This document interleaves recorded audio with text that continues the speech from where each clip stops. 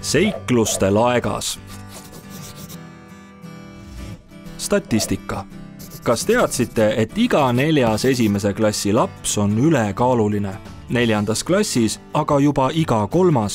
Ülekaaluliste laste arv kasvab Eestis aasta-aastalt. Ülemäärase kehakaalu mõjud. Ülemäärane kehakaal mõjutab nii laste vaimset kui ka füüsilist tervist. Ülekaalulised lapsed on eluga vähem rahul, nad tunnevad, et nende tervis on kehvem ja seetõttu esineb sagedamini tervisekaebuseid. Ka kurvameelsust ja suitsiidimõtteid esineb liigse kehakaaluga õpilastel enam. Samuti võib edasijõudmine koolis olla kehvem, neil on vähem sõprade toetust ning nad satuvad sagedamini kiusamise ohvriks. Enamasti jääb lapse ea ülekaal püsima ning suurel osal liigse kehakaaluga lastest on sellega probleeme ka täiskasvanu eas. See aga suurendab riski haigestuda erinevatesse kroonilistesse haigustesse, näiteks diabeet ning südame- ja veresoonkonna haigused. Põhjuseid ülekaalu tekke taga on erinevaid, kuid olulist rolli mängivad toitumis- ja liikumisharjumused ning igapäevased valikud, sealhulgas ülemäärane ekraaniaeg ja ebapiisav uni. Laste liikumine.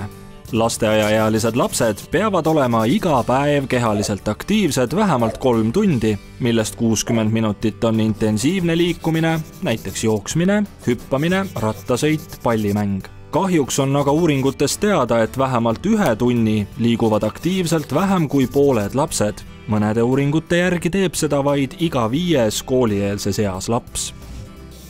Söömine. Lasteaiaealised lapsed peaksid iga päev sööma vähemalt 5 peotäit köögi- ja puuvilju ning marju. Uuringud näitavad, et ainult iga 5. 4–9-aastane laps sööb päevas minimaalse soovitusliku koguse köögi- ja puuvilju ning marju. Magusad ja soolased näksid.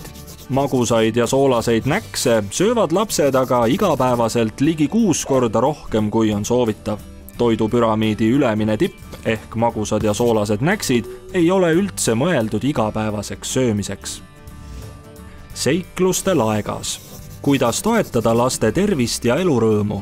Tervise Arengu Instituudi poolt ellu kutsutud lapsevanemaid kaasav teaduspõhine programm Seikluste laegas toetab laste 4 käitumisharjumuse kujunemist.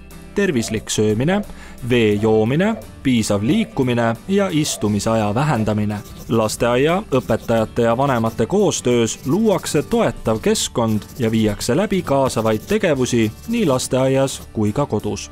Üheskoos känguru ja tema sõpradega seigeldakse maitsete ja liikumise maailmas. Igapäevastesse tegevustesse põimitud mängud, katsed ja kängurulood aitavad paremini mõista tervislike eluviiside aluseid ning loovad harjumused terveks eluks. Üheskoos tegutsedes. Lasteaedadele, õpetajatele ja vanematele on seikluste laeka lihtsaks ja mugavaks elluviimiseks olemas temaatilised materjalid ja töölehed, õpetajatele toimuvad nende põhjal koolitused ja pakutakse vajadusel nõustamist. Lisaks toimuvad kogemuskohtumised teiste lasteaedadega. Seikluste laeka tegevused jaotuvad 1 õppeaasta peale ning toetavad õppekava täitmist. Oluline on, et tegevused saaksid lasteaia ja perede igapäevaelu osaks ning jätkuksid ka edaspidi. Tervislikud käitumisharjumused panevad aluse laste heale tervisele.